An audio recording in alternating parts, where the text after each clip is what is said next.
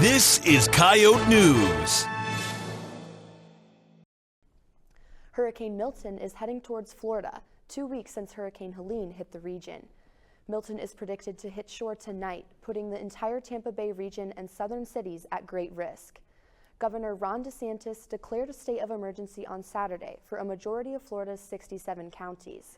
Authorities have issued mandatory evacuation orders across 11 counties with a population of almost 6 million people.